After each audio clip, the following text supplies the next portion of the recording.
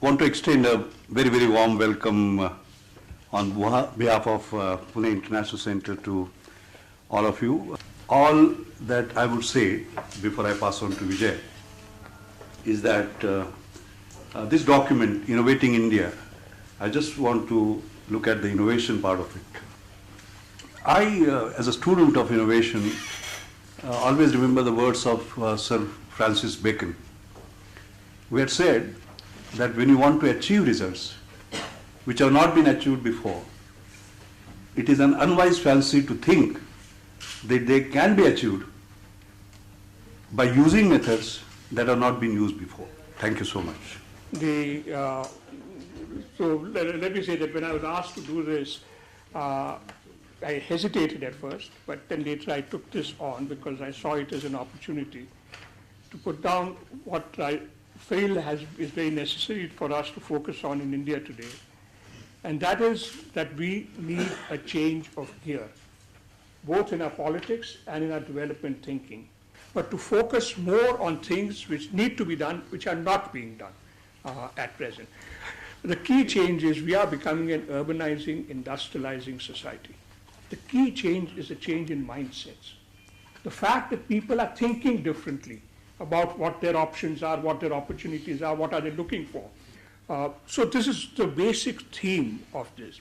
And within this, I've tried to identify what I feel are the missing gaps. One, we have basically grown in the west and the south of the country at a very rapid pace. But if you see what the demographics of India are, where we need growth is in the north and the east, particularly in the north. That is where the so-called demographic dividend is going to be realized. And one of the challenges I pose is how do you get that shift of growth? Because without that shift of growth, I think you're not going to get the sort of rapid development that you're looking for. The second sort of thing that I would like to focus on in industry, not the usual things, but I think, for instance, one of the key changes which will have to take place in India is a shift in the nature of our corporate sector. There are other areas, the energy area, for instance, where we are very bad. One area which I emphasize and harp on again and again is a total absence of a policy framework for coping with rapid urbanization. The fact is that without entrepreneurial city mayors, you cannot get the sort of urbanization and urban development that you are looking for. Finally, I want to focus on something which is going to, and that is our politics. Our politics, which the two big national parties are losing ground. Between the two of them, they don't get more than 50% of the vote. I think an urbanizing, industrializing India needs a different sort of politics. And if you look at the landscape, the big gap that I see is in the absence of a non-communist left party. Thank you.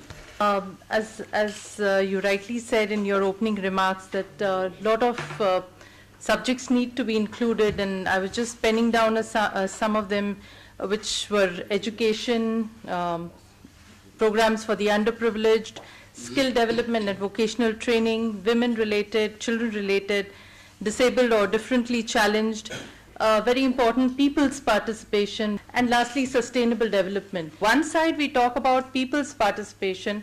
On the one side we say that the city urban governance needs to go by what the citizens have to decide, and on the other side the state government just clips your feathers. So that's something which we need to really seriously look into.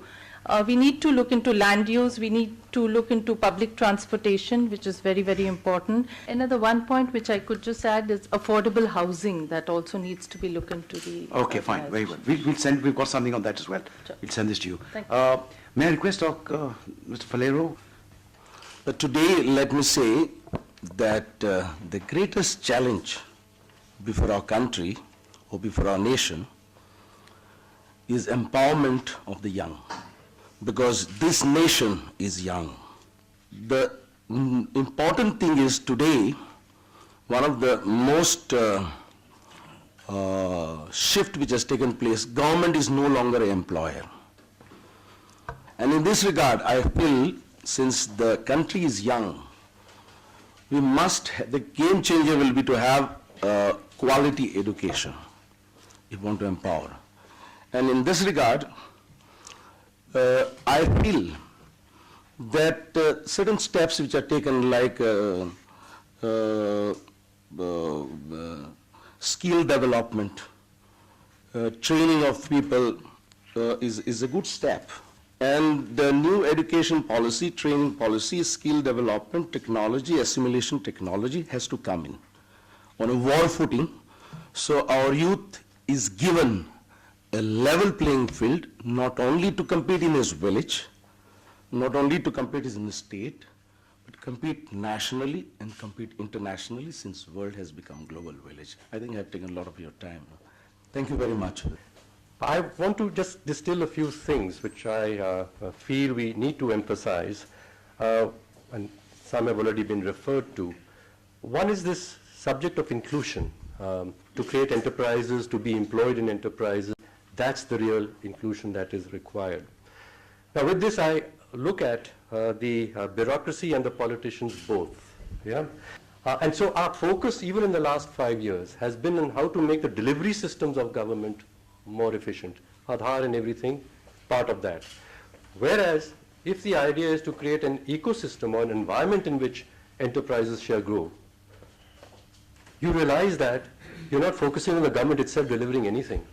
It is creating the conditions, as I say. So the changing the ability of the state to create a market, as you pointed out, rather than delivering as a state goods to the people. The second is empowerment, as you mentioned, when people want to be included in the economy, which would be, I say, real inclusion, sustainable inclusion, is through their ability to earn, creating enterprises, being part of enterprises, or through employment. So I love, whenever Ramesh does, he always gives, takes a set of letters so you remember it. So it is about innovating India, and I've got 3 I's. I mentioned the first, inclusion. The second I've said is institutions. And the third is implementation, and I congratulate you for putting that part up. So I come to, again, that if we wish to bring out these things, we'll have to have a method of getting the executive to understand and to adopt these. Now, I don't know what the answer to it is, yeah, but that's going to be the key. I've seen the document just now. I'd like to go through it, very interesting. But I'll just say 2 aspects which I thought need to be emphasized.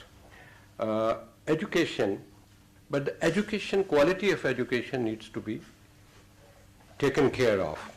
Now, quality of teachers is very, very poor across the country, particularly in the government school. So I think some standardization should be done for recruitment of the teachers, one. And can some refresher courses be developed? Since they can't be thrown out, we have to improve their quality. Second point I would like to, I had a chance to see the electoral reforms, and what 2 areas of a major concern, both are reflected here.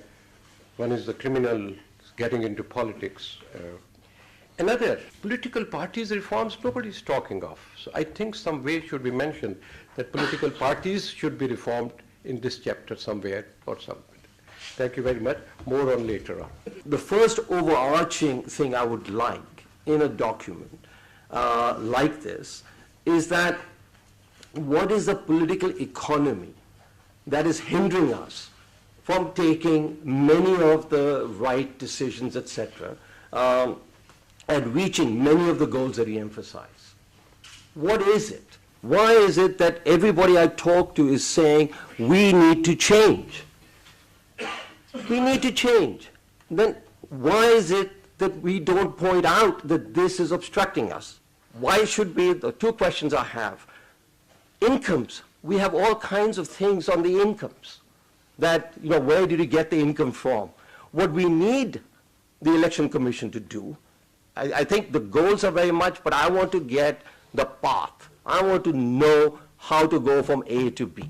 I was looking through the tectonic shifts that you had mentioned right at the beginning, and I'll focus on just one, the shift of power and influence from the center to the states. I think needs a little further thought, because many of them have a stake in the centralized federal system that has operated till now. And so I think that this is a shift which is eminently desirable, but which I think, and it was hinted at in terms of urban governance and in terms of the Panchayati Raj. I think in all these areas, this is an unfinished agenda rather than a shift that has taken place.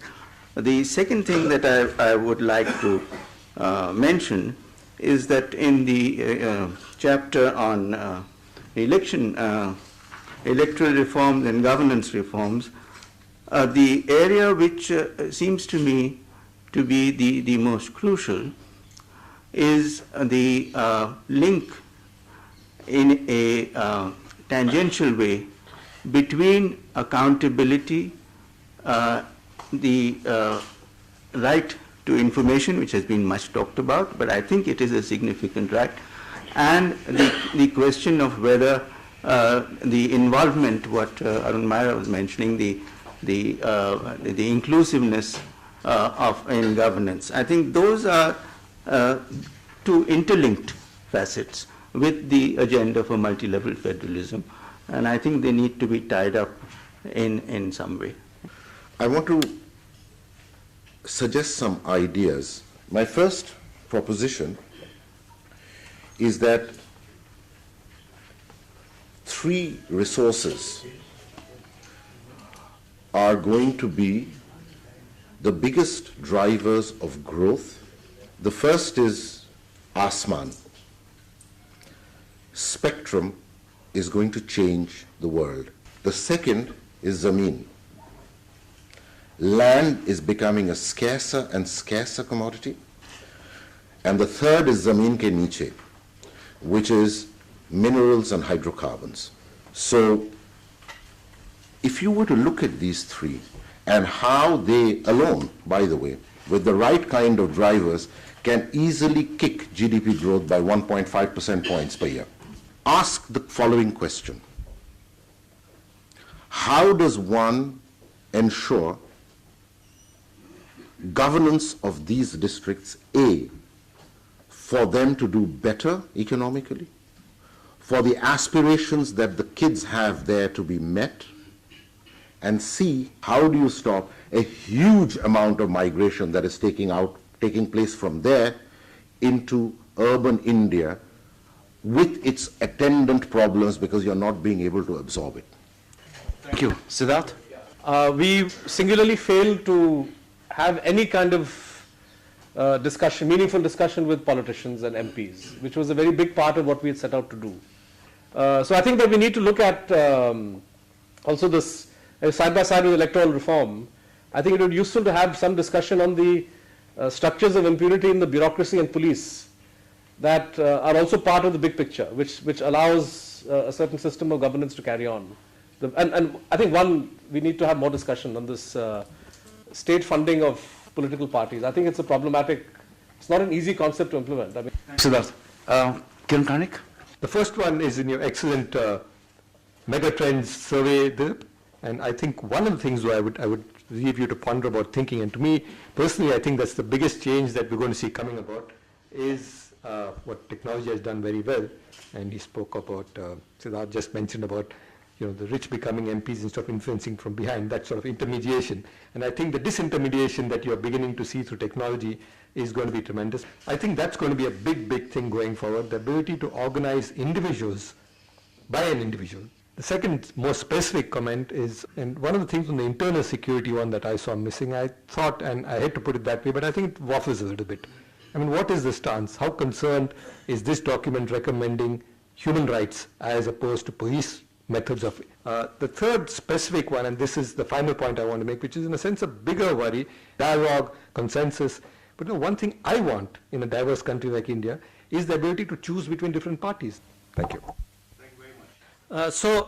From my way of looking at it, there are basically three types of things. There are programs, there are policies and regulations, and there's institutional reform issues. At the district level, there are now between 250 to 300 programs that the district collector or district magistrate has to run. If you just spend a little time thinking about it, the best intention, the most competent district collector in the world cannot deal with 250 programs or 300 programs. Next, very briefly on the policies and regulations, and finally on institutions. On the policies and regulations, what is the driver? And the point is that institutionally, the system is thoroughly corrupt. So they are not doing it for the public good. Thank you. Dr. Dasgupta? Thank you. One of the questions for me is, and I think I agree with Arvind, is have we thought enough about restraining behavior on the part of what we want to do? I think we need to go back to a philosophy which starts with the notion that government should not be doing everything. There should be a basics about a few primary things that states need to do. We need to redefine the role of the state until it, and I think as Indians we don't accept this idea. Even our constitution, going back to the constitution, it challenges the notion that the state should be doing almost everything. There is no restraining behavior on the role of the state. Until we have not understood it, I think we've got a real dilemma as to how. So prioritize, but first restrain the state, and the way you restrain the state is stop useless spending. Thank you. Thank you very much. Dipankar? Well, thank you. I wasn't quite prepared for this, but as I read the document with some degree of care, and I'm quite moved by the effort and emphasis you placed on various issues, particularly that on universal health and on the agricultural scenario, both of which require urgent attention. I would like to make my presentation with the ultimate aim that we should try and create, what are we all about? We should try and create a real middle class in our country. And how do we create the middle class? The other thing is that if we want to raise the standards of this workforce, from informal to formal, a variety of things have to be put in place. One issue which I'm not sure is here, may be here, because I looked at it very quickly just now, is that of financial inclusion. Second, I think the other way of creating middle class is a point that you have mentioned here quite forcefully, that is of universal health. And along with universal health, I'd like you to also emphasize universal education. Now, when we talk about education and health, why am I emphasizing this? I'm emphasizing this simply because I feel that with universal health and universal education, not health for the poor, but the basic point was to guarantee citizenship, which basically means to create a middle class. Now, if you do not create a middle class, you will have patron-client relationships. And if you have patron-client relationships, you will have criminals in politics. What is a middle class? A middle class is a class that does not look for patronage. A middle class is a class that is independent and can think independently. Thank you.